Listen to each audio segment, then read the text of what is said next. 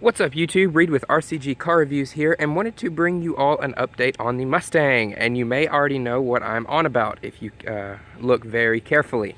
So, the first thing before I get to the main thing that I want to talk about is I did do a set of custom license plates for the Mustang. I did those for my 21st birthday. That was what I decided that I wanted to do for my 21st. I know, right? Crazy party kid.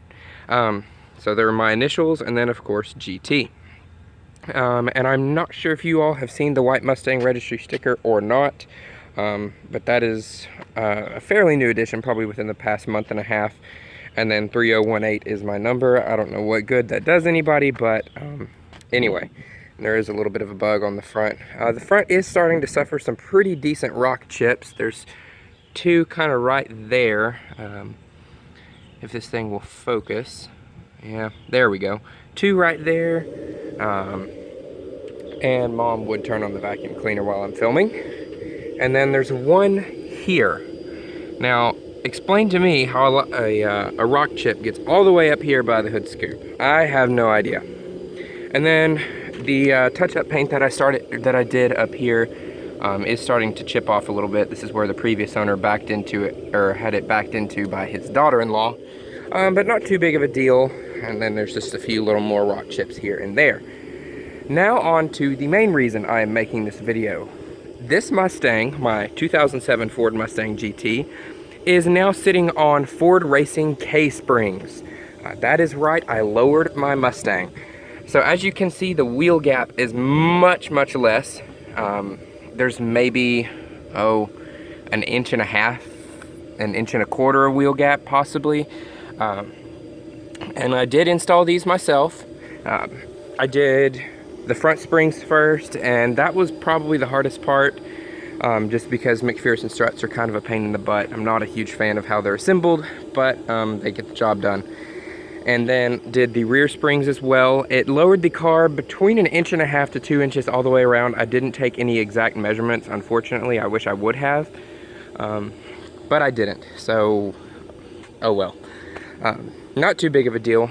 The rear was very easy. All you had to do was unbolt the rear shock mounts that are on the axle and unbolt the rear sway bar end links from the frame, drop the rear axle down, wiggle the old springs out, and then shove the new springs in and tighten everything back up. You're done.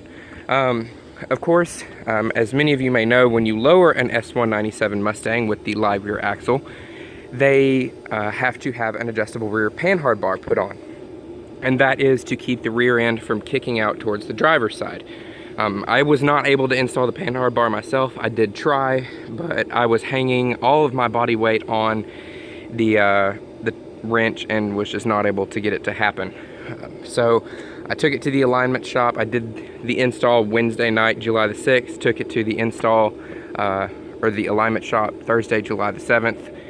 And they were able to put that panhard bar on for 40 bucks and get it all lined up. So not bad at all. And I am extraordinarily pleased with how the car looks and drives. The ride is a little bit choppy, but it's, I mean, you made a handling upgrade. It's gonna get rougher, get over it.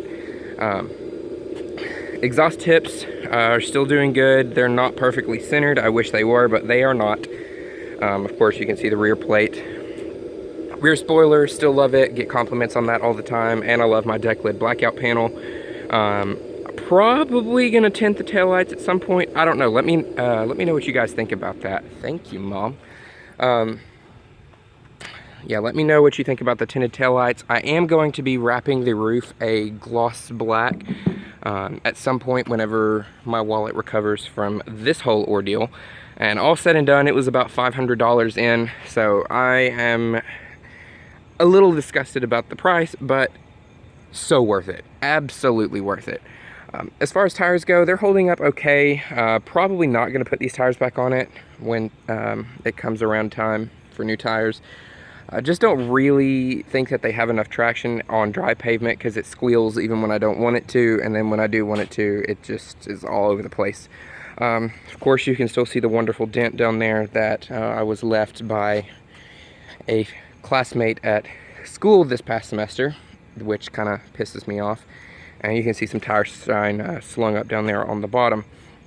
But overall, I think the car looks 1,000 times better, and just is, it drives like a totally new car. I've thrown it around some corners, and if I had stickier tires, this thing would handle pretty well. I mean, it is a Mustang, so it's not going to handle all that great, and it kind of tends to steer toward crowds, so you really have to watch out for that. But if you were to get me some stickier tires on here, that would really kind of steer it away from those crowds. But anyways, guys, I'm not going to ramble on. This was not a very significant update video. I'll do some driving impressions at some other point whenever I have more to talk about, but I don't want to ramble for 20 minutes about some lowering springs. Anyways, guys, thank you all so much for watching. Hope you all have a great day, and we will catch you next time.